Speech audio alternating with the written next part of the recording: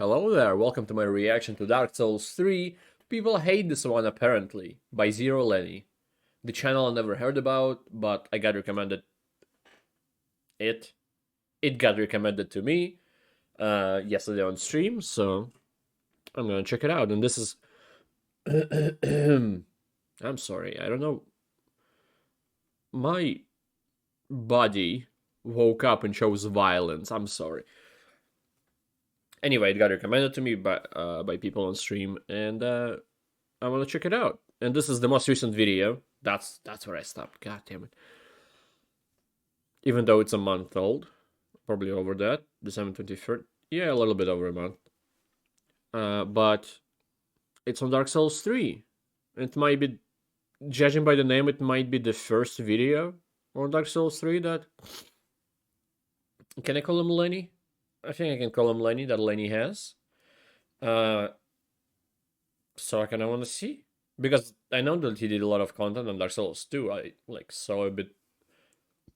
Saw the videos, just the lineup that he has on his channel. And let's see, I also want to know if people actually hate Dark Souls 3. Because I don't think I've heard that from anybody. And out of Dark Souls, the 3 is my favorite. So... yeah, I don't know. I also looked through these timestamps? Kind of, right? So segments. So there's just intro, which is normal. Then we go, sheesh, this boss is kind of bussin'. Lamau, just press R1 though. OMG, welcome to my ultra great sort of big Changus, I guess. And then don't skip this. That's where I stopped looking through them, because as soon as I saw don't skip, I was like, that's an ad, isn't it? And it is an ad. Okay. And I'm not gonna skip it. Alexa, show me Dark Souls 3 on Google Maps. Be like, maybe? Where did you play Dark Souls 1? Where did you play Dark Souls... yeah. Does it stink, though? Okay. Not sure with some of those, but let's start, you know? If you want to help out the channel, check the links in the description below. And like, comment, subscribe. That also helps very much. Yo, why is he looking at me like that? What's up, little bud? Got a staring problem, pal? Like what, dude? He's just looking at you. He's a baby. Look at his face. Dumb little face. Stop. Yo, Zan, get your boy, dog. All right, let's get into it. Recently, I've been taking a look into the Dark Souls games, and I've really enjoyed putting out these little review things. And for the most part, you guys seem to agree with me, and that's great. I don't have time for people to disagree with me. This isn't an open discussion, it's a YouTuber essay. You have to agree with me. Anyway, but sure. After doing these reviews, I came across something which I didn't even know was a thing. There's quite a few people out there that really don't like Dark Souls 3. And I honestly didn't know this. Really? I really thought Dark Souls 3 was regarded as a solid entry into the series. Well, so never have when I found out about that this, I happen. looked into it Okay. and why people don't like it. And you know what? There's something to be said about it. Really. And I just want to talk about it. So let's start the video. What, do you think there's going to be more intro? This isn't your grandma's YouTube channel. It's my YouTube channel. I can start the video. Yeah, you're not my grandma. Alright, so I Bosses want be to start buzzing. on a really Bussin'. strong positive for me before we can get into the controversials, and that is the bosses. When people ask me, in short, how would I describe Dark Souls 3, I like to call it, like, it's the best of arcade mode of Souls. I mean, you could just look at some of the lineups. Picture right now, the second half of the game. You've got like Pontiff, Aldrich, Yorm, Dancer, Dragon Slayer, Twin Princes, True Gundyr, Nameless King, Soulless Cinder. I mean, it's just absolutely banging bosses. Yeah. Back to back to back. It's an absolute treat. It really is. Some better Yeah, than others, Souls but games yes, have they're all... great bosses, and maybe some of your favourite bosses are in those games. But I just think that the quality of bosses here, consistently, back to back, that it makes it the overall best bossing experience as a complete package. Also, by result, maybe the best overall PvE experience too. Because, well, let's be real, when people talk about their favourite Souls PvE experiences, it's never like, oh wow, I really enjoyed grinding through the Undead Bird for 2 hours. It's always, oh my god, I finally beat Simone Ornstein. That was great. However, this isn't to say that 3... I think that happens because grinding through a location is just a way to get to the boss. The boss is like a main thing, and location itself is just a location. You're kind of going through it to fight the boss and then continue to the next location and stuff like that. So it's understandable that people just go and say like, oh, my favorite was this boss fight instead of my favorite was, I don't know, going to Osiris through the shit filled fucking swamp. These bosses are perfect.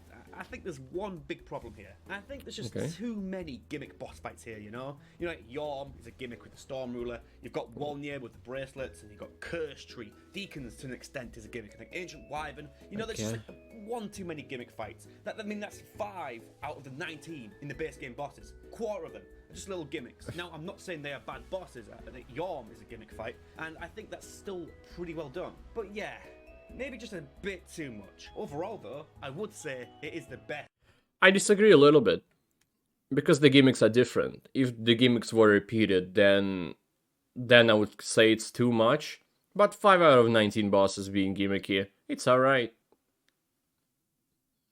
It could have been done without the gimmicks, but they did it with, so who cares?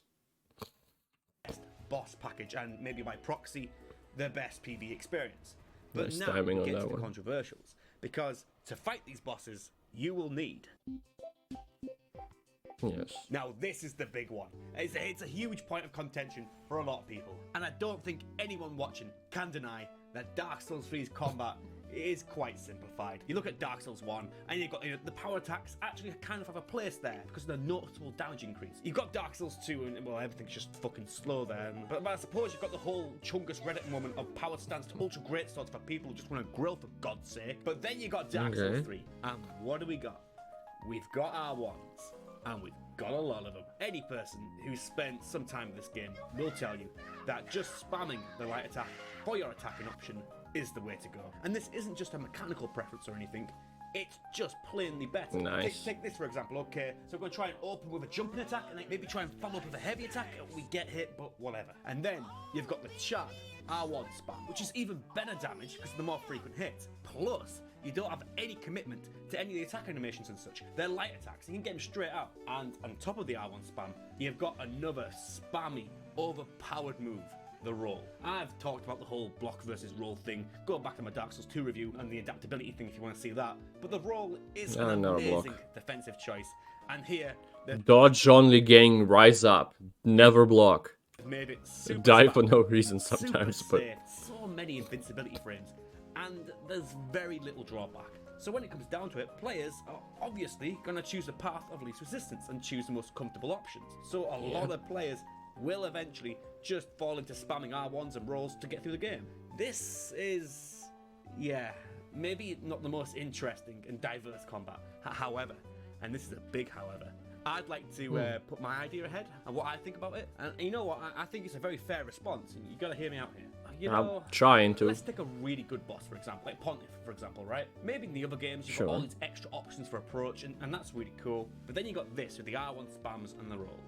But I think there's something to be said about stripping all that back, you know, and simplifying it, taking it right down to it, to just one button for attack, and you got your one button for the dodge, and that's it.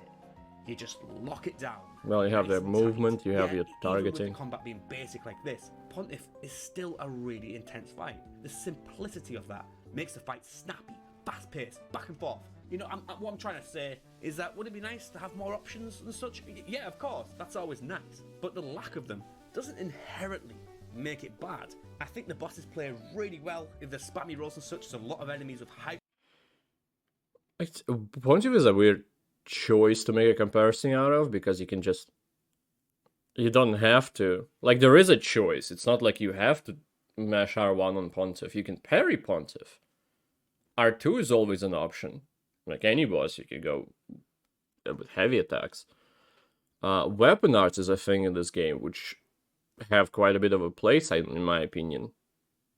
It could be a buff that gets you through it, so you don't get staggered, or it could be an ability that lets you maybe close the distance faster because it's like a jump forward, or a buff for damage as well, or something like that.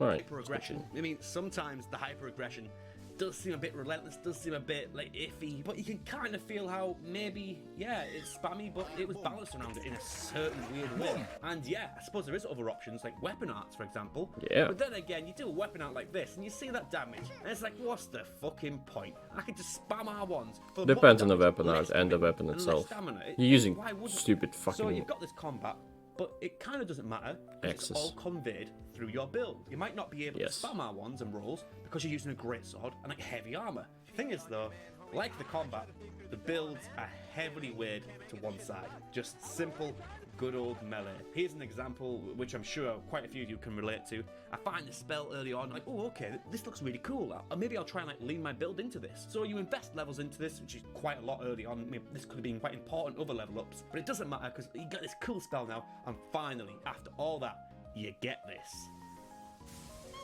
And what's the fucking point?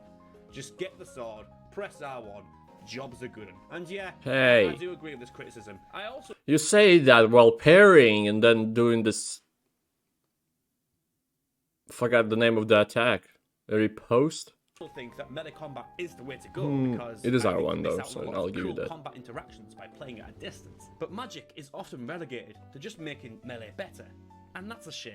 You might notice that I forgave the combat and its lack of diversity and said, well, it isn't that bad. And then I said the lack of diversity in the builds was a bad thing. And I think the difference is between the two, I don't know. I'm not sure about PvE because I never played a magic build, but I've seen but I've seen people in PvP utilizing magic builds in a good way and like winning and such. So I think magic does have its place as well in a build spectrum. At least for PvP. I don't know how it is for PvE. Maybe for PvE you have to know resistances of enemies. So like, will you use lightning on that enemy or will it be pyromancer? Ooh, some pies. I don't know. It's honestly just the way I feel, really. There's no good reason. But you know what I love? Ooh, get parried. Sponsored content. Sponsor There it by is. NordVPN. Oh wow, look at me spamming rolls. I love this. But there's two things I can't roll away from: my feelings and internet viruses. Which is why I installed NordVPN to my guy on Dark Souls 3. I don't know how that works. There's no computers in medieval times. It didn't work. But if I did have a computer in this game, I would be sure that NordVPN would provide me with the most top-notch internet security and privacy. On NordVPN, please look at my browsing history. I have saved a funny meme in there just for you. Oh, well chosen, Dead Senpai. You know, not even I, NordVPN, would track, collect, or share your private data. It's none of my business. Well, it is your business now, bucko, because we're gonna be a family. Oh, wow, really? Well, What? I don't know that because all the data is safe behind a wall of next generation encryption. Okay, Not a so single that's it. server in I see Russia. your What a amazing surprise. awareness of online security. I'm taking the kids and I'm leaving. Oh no, she's left us again and I'll never see them because I can't track their IP. My life is now a joke and it's all thanks to nordvpn.com/0n. So take control of your internet experience today with NordVPN, and right now you can get a 2-year plan at a huge discount, plus you get a little extra month for free. So that is nordvpn.com. He likes to use that cat, doesn't he? Zero Lenny, you do see my ex He's in this one. Tell her I miss the kids. You know what? Before I start blabbing on again, I think the best way I can demonstrate this point is some on-screen drawings.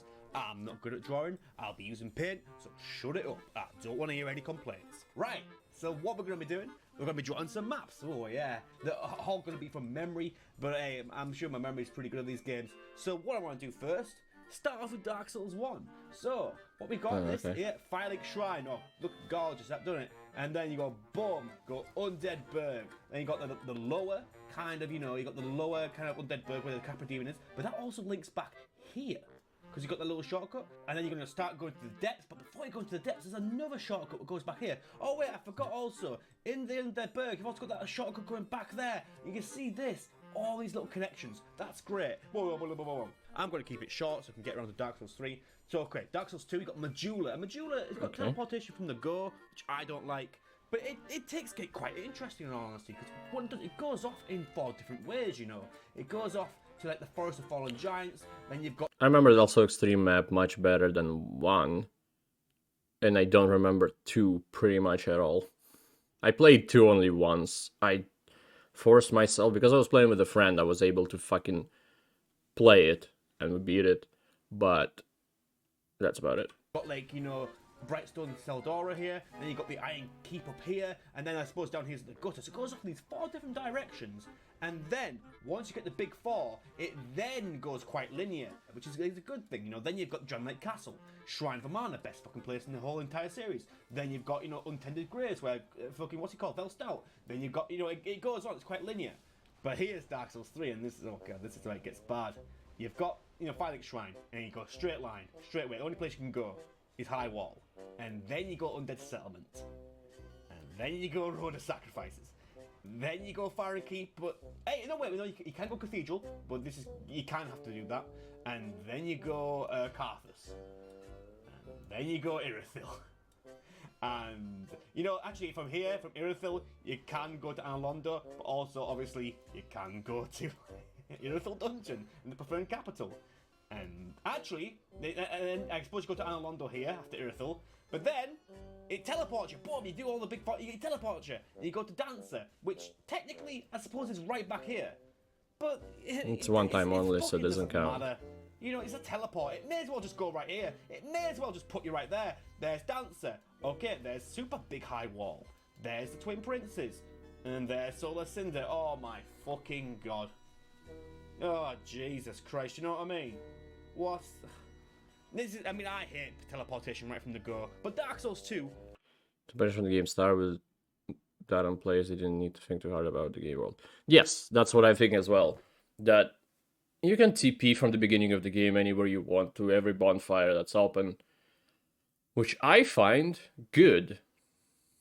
That might be a bit controversial, that people might hate that a bit, like, because in Dark Souls 1 you have to work for it, and you can't TP at all in the beginning. Then you can TP only to major bonfires, and then you can TP to every bonfire, I think. But you can TP in Dark Souls 2, right off the bat. But like, the only difference in Dark Souls 2 from Dark Souls 3 is that in Dark Souls 2 you can go multiple directions in the beginning, which not really. I think you're gonna get fucked up. You can't go to, like, place where the dwarf sits because the door is closed and you need a thing for it. And if you don't have that thing, you can't go there. But I guess, is it just a item to unstone people? Unstatue them? I don't remember. And like, you go to the tower. Fuck, I can't remember where the Dragon Rider is. You go there, and then there is a different way, but you have to open it as well. So I don't know. Like, I like Dark Souls 1, I like how it all connects and stuff. But it's not necessary to connect everything when you can just TP from location to location. I'm trying to think. Do you... Actually, no. I was thinking if you, like, some kind of flying or teleporting through locations when you explore them anyway. Sometimes, but not all the time. Okay. But I think what matters the most is, like, shortcuts in the locations themselves. Like Cathedral. Cathedral is one of my favorite locations just because you have, like, one bonfire. Excluding Rosaria's place, which is kind of a secret place and stuff like that.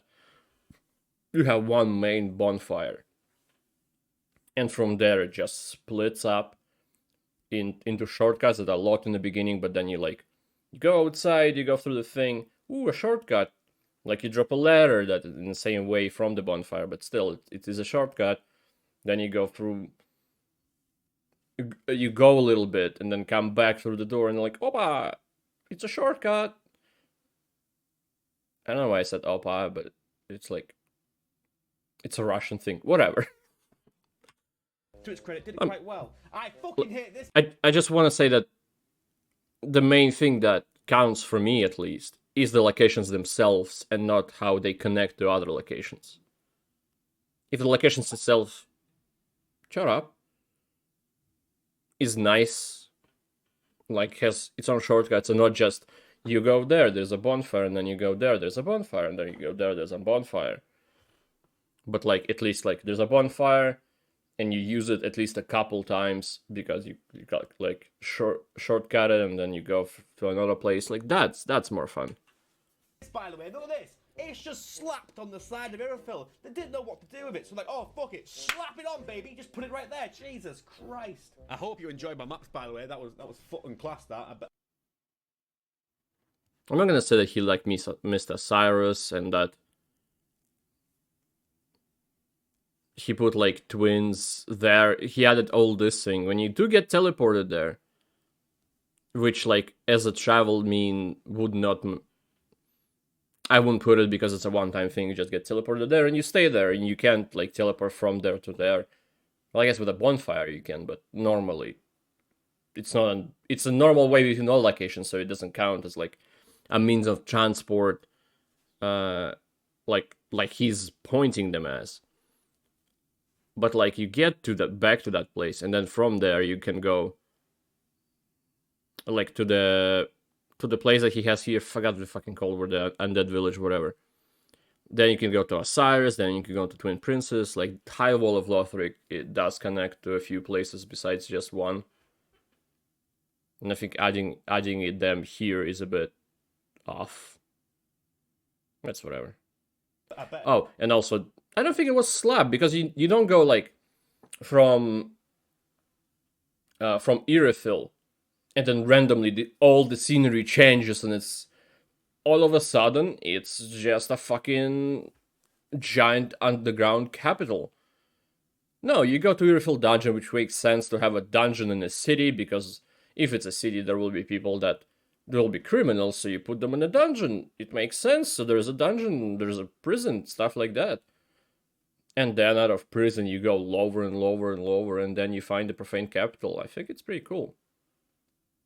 And also from there, from the Irophil dungeon, you can go to the Dragon Place, which is another just a kind of one-way teleport. All right. I see some comments saying, "Oh wow, Lenny, those." It's not. It is a one-way teleport, but I think you can use it again, can't you? Because you could die in the beginning without using a bonfire, so you have to just go all the way around. Yeah. Okay. Those maps made the whole video. I was disinterested. I didn't even fucking agree with anything until you put the maps on screen. Fucking loved it. Anyway, put it on the map kind of thing re-demonstrates that straight line. What and the yeah, fuck is I going know on? you can do dance early and kind of like change the path a little bit, but let's be real. That's not it with the world. There's something I really don't That's like not the here, main thing. and it's kind of the art design. Now I know it's all on purpose to fit the dark fantasy style, but there's just so much grey, monochrome, drab setting here. I know it's the point, but just a lot of it looks like grey mush. And when there is a bit of colour, like right here in Irophil, it's really nice. But again, it's just like a lot of blue mush. You got the dying sun over Lothric Castle. It's a lovely scene, super iconic of Dark Souls 3. But again, otherwise than just a nice skybox, it's a lot of grey mush. Lastly on the world, this is a point which I never really knew about until you guys got back to me. There's a lot of Dark Souls 1 references. And There are. But there is a lot of grey mush, and I agree, and I think maybe changing a contrast of the game would have helped it visually. But at the same time, you see a screenshot from the game and you know which one it is. Like if you take all the UI off, all the HUD, everything like that, you just take it off. It's just a screenshot of a location. You know where it is because every place kind of looks similar. So it is the same world. It's your brain just knows, oh yeah, it makes sense. Everything makes sense how it looks. And it's not just like, that's the darkest area in the fucking world, but the right after it is a green field, like the one I have as a background. Like that, I think that would have been worse. and I mean a lot. Now, to be fair though, But I do a little like bit of the color- big reference of color would be Analondo fine. because I think it's built up quite well. You know, you start off by seeing the knights with the painting of Guinevere, and it's like, oh, that's a pretty sweet little Easter egg, you know? And then you move on a bit, and you get to the bit with the archers, and you're like, whoa, okay. He didn't fly away because he parried it, huh? Whatever. But then you get to this room, and it's like, wait, hang on, is this the same? Is the illusion wall still here? And then you finally get to the elevator, and you're like, wait, nah, this can't, boom, Analondo. I do like that slow ramp up and the slow build up. It really got me good first time around. I do like that one a lot, and I will forgive it. But apart from that, I mean, actually, now that you guys brought my attention to it, yeah. And there is maybe a bit too much Dark Souls 1 references. It's like Dark Are Souls there? 1. Do you remember Dark Souls 1? Dark Souls 1. Wait, do you remember? Did you play Dark Souls 1? Oh wait, it's Dark Souls 2. Hey, but did you remember Dark Souls 1? I mean, I love Dark Souls 1. It's my favorite, and it's great seeing it getting referred to. I mean, that's kind of the point, though, isn't it? It's not necessarily references to Dark Souls 1, it's more references to the cycles that the world is going through every time the main bonfire dies. Like the flame fades and shit like that. And just Dark Souls 2 probably would have done the same if Miyazaki still worked on it, right? I think that's what happened to Dark Souls 2. I'm not sure anymore. Doesn't much matter. It's things of the past. But yeah. Like, I feel, sure, Picture of Guinevere is kind of an Easter egg, but the location is not necessarily an Easter egg, and it is a little bit different as well, because the cycle went through the 50,000 years or whatever passed, so it's different in a way. And such. I don't But know. once you guys pointed this out to me, I can't really unsee it now. And yeah, it can be a bit much. Okay, I don't want to leave this on a downer. I disagree. I'm just going to throw in a little fucking curveball right here. Despite what I've said, I really enjoy playing Dark Souls 3's world. It's funny because it's got my favourite kind of scene of all time in the Dark Souls trilogy. This like hollow here, looking at the last dying sun. And he doesn't even react here. He's just completely fixated on it. It's a really cool moment for me. And you know what? For the Really? fucking Okay. record, a lot of people say, oh, there's too many bonfires, and a lot of people goof on this bit here. Yes. Like, oh my god, why should you Sometimes. choose bonfires? Oh my god, what the heck? Oh yeah, I don't care. I really don't. You may as well call it one big bonfire. There's no enemies in between. There's no danger here.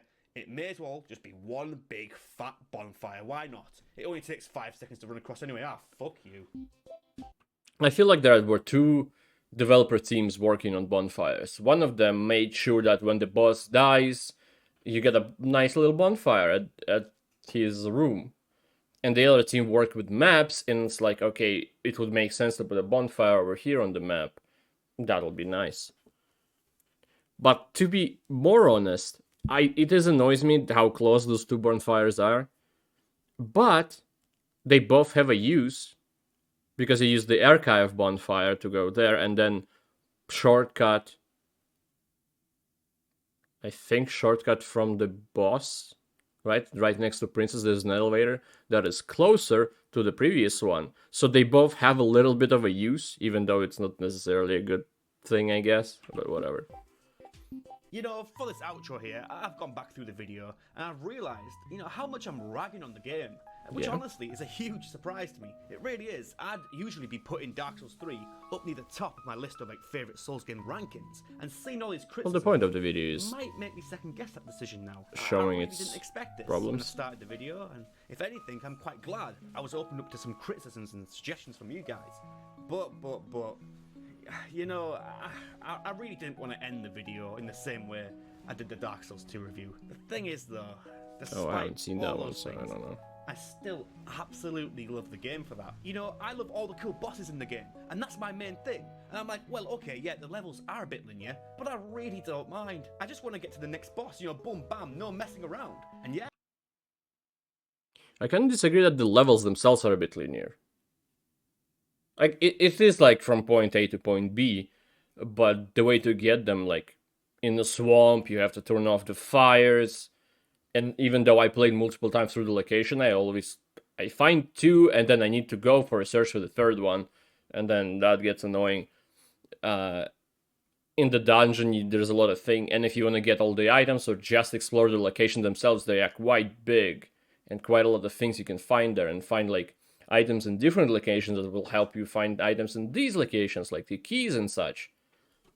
So, I think levels themselves are fine. I think levels themselves are great, it's just that going from one location to another location is one road pretty much every time.